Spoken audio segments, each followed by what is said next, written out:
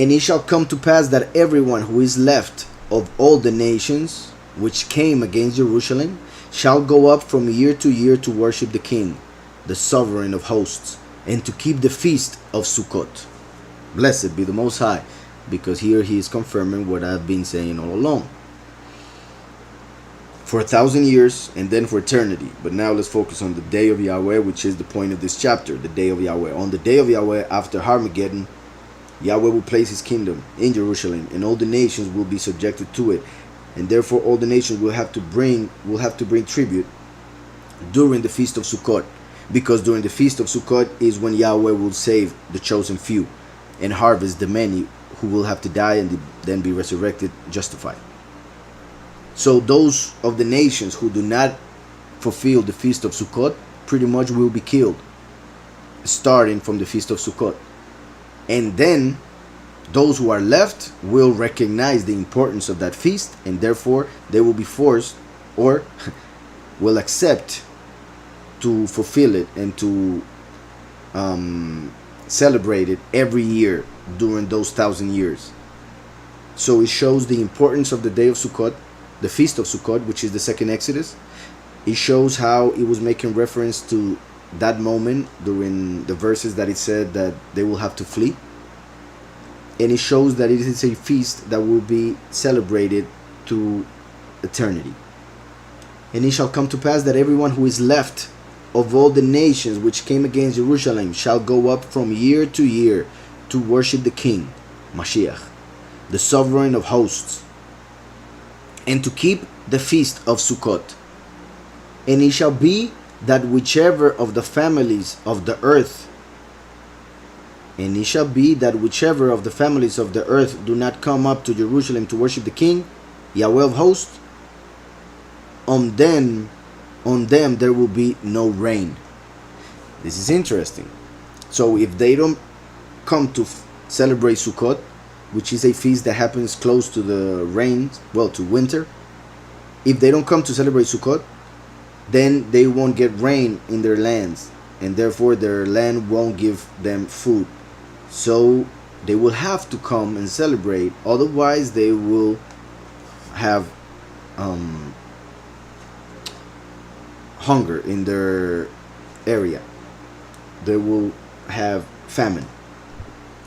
If we go to in Revelation 11, it says regarding the two witnesses, verse 6 of 11, these have power to shut heaven so that no rain falls in the days of their prophecy, and they have power over waters to turn them to blood.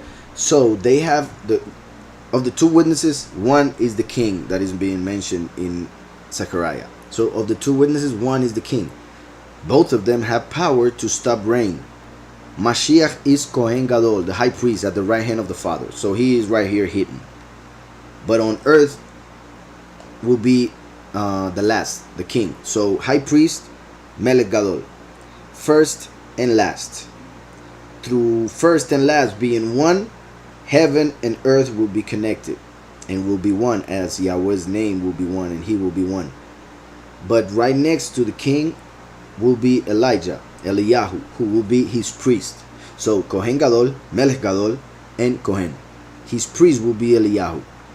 They both will have power to stop rain. So people around the world will have to come and give honor to the people of Israel, to the people of Jerusalem, the 144,000, and to the witness like Eliyahu, and the witness like Moshe, which is king. That's why it says this here. It says, and it shall come to pass that everyone who is left of all the nations which came against Jerusalem shall go up from year to year to worship the King, Yahweh of hosts, and to keep the feast of Sukkot.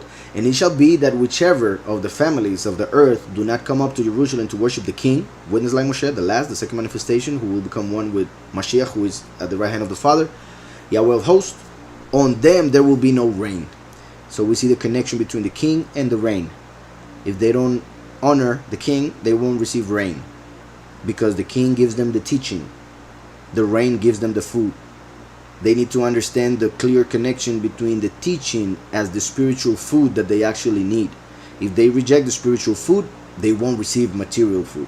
In this world, physical food comes through work and through, through the time you put in work. They give you money and you go and buy food, or you can work the land and it will give you food, because Yahweh makes rain for both just and evil. But at that time, it won't be so. The spiritual food will be needed for everything else. So unless they come for the spiritual food, they won't be able to get the physical food. Unless they give honor to Yahweh, then they won't be able to continue living in his world. So this is very important. And it shall be that whichever of the families of the earth do not come up to Jerusalem to worship the King Yahweh of hosts, on them there will be no rain.